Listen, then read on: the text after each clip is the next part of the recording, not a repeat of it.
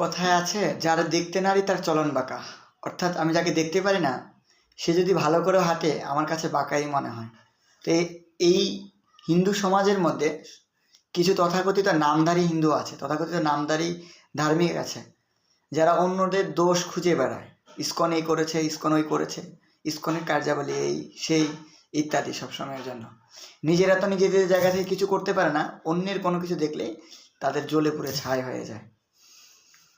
আপনারা সবাই জানেন গত কয়েকদিন আগে মায়াপুরে গীতা জয়ন্তী উপলক্ষে আয়োজিত বিভিন্ন সাংস্কৃতিক অনুষ্ঠানের মধ্যে একটা গান, এক মাতাজি হরে কৃষ্ণ মহামন্ত্র এবং গীতার শ্লোক সমন্বিত কিছু গান এবং শ্লোককে আবৃত্তি করছিলেন অনেকটা র্যাপ গানের আদলে।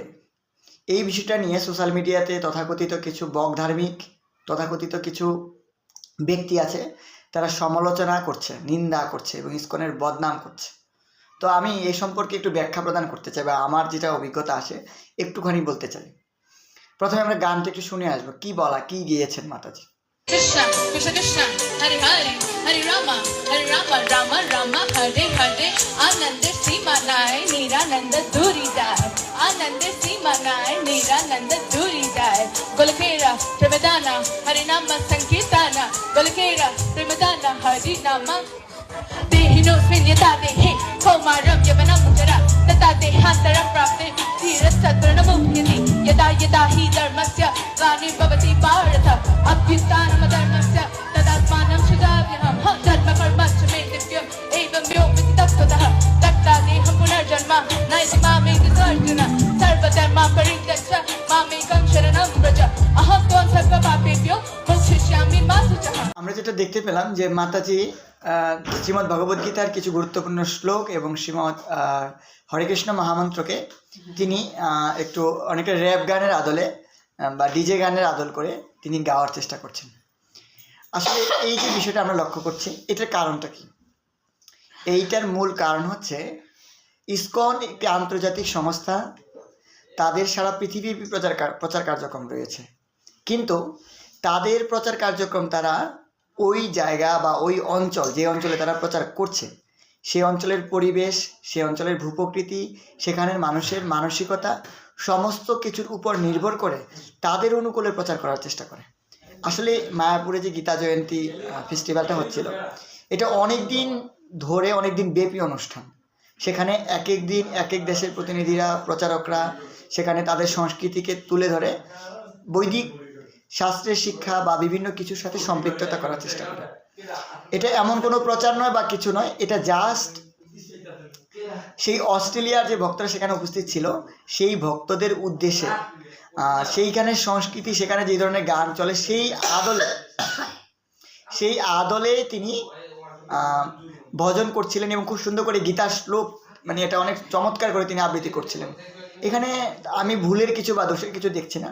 যদি কোনো বাঙালি ভক্ত, যদি কোনো ভারতবর্ষের ভক্ত ইচ্ছাকৃতভাবে হরে কৃষ্ণ মহামন্ত্রকে বিকৃত করে বা বিকৃত করে উচ্চারণ করে, তাহলে সেটা অন্যায়, সেটা আমি অন্যায় বলে স্বীকার করি। কিন্তু মাতাজি একজন ফরেনার এবং ইভেন তিনি যাদের কাছে প্রচার করছিলেন বা যারা সেখানে উপস্থিত ছিল তারা কেউ ভারতবর্ষের নয়, তারা অধিকাংশ অস্ট্রেলিয়া, আমেরিকা, বিভিন্ন জায়গা থেকে।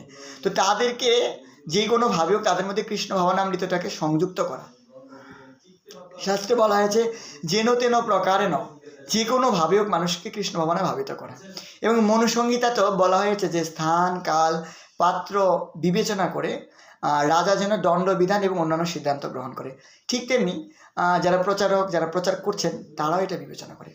এখন সমস্যা হচ্ছে আমাদের তথাকথিত পণ্ডিতরা, যারা সব জায়গায় ভুলটা খোঁজে। আসলে তাদের কোনো দোষ নেই। ভগবদ্গীতাতে ভগবান বলছেন দুই ধরনের মানুষ আছে, ভূতসর্গ লোক অস্মিন দৈব আসুরে এবচ। এই জগতে দৈব এবং আসুরিক দুই ধরনের লোক আছে। তো এই আসুরিক ব্যক্তিদের অন্যতম একটা লক্ষণ হচ্ছে ভগবদ্গীতাতে ভগবান বলছেন যে পদ্মস্যন্তি অভ্যাসিয়াকা, অর্থাৎ সাধুদের দোষ খুঁজে, মহাত্মাদের নিন্দা করে, তারা দোষ খুঁজে। এরা হচ্ছে এরকম। আসলে মাছি আর মৌমাছি দুইটাই মাছি, কিন্তু একটা মধু আহরণ করে আর একটা বিষ্ঠার মধ্যে গিয়ে বসে। তো তথাকথিত যে সমস্ত বকধার্মিক পণ্ডিত যারা এটার সমালোচনা করছে, এটার সম্পর্কে বিস্তারিত না জেনে ইসকনের বিরুদ্ধে কুচ্ছা রটাচ্ছে, তারা হচ্ছে ওই মাছির মতন। তারা কেবল খারাপটাই দেখতে জানে, তারা ভালো দিকটা দেখতে জানে না। তো আসলে আমাদের এই বিষয়ে বিভ্রান্ত হওয়া উচিত নয়। এখন ওই মাতাজি কোনো হিন্দু যদি বা কোনো সনাতন ধর্মাবলম্বী যদি ডিজে গান গায় তাহলে সেটা আপনার কাছে ভালো লাগবে, কিন্তু তিনি হরে কৃষ্ণ মহামন্ত্রকে ডিজের আদলে করে, তিনি গীতা শ্লোকে ডিজের আদলে করে অন্যদের সংস্কৃতি অন্যদের মতন করে প্রচার করার চেষ্টা করছেন, এইটুকু আমরা বুঝতে পারছি না। আসলে এটা হতভাগা ছাড়া বা আফসোস করা ব্যতীত আর কোনো কিছু কারণ হতে পারে না। তো সেই জন্য আসলে এটা আমরা যেভাবে বুঝতে পারছি ব্যাপারটা কিন্তু সেরকম নয়। হরে কৃষ্ণ।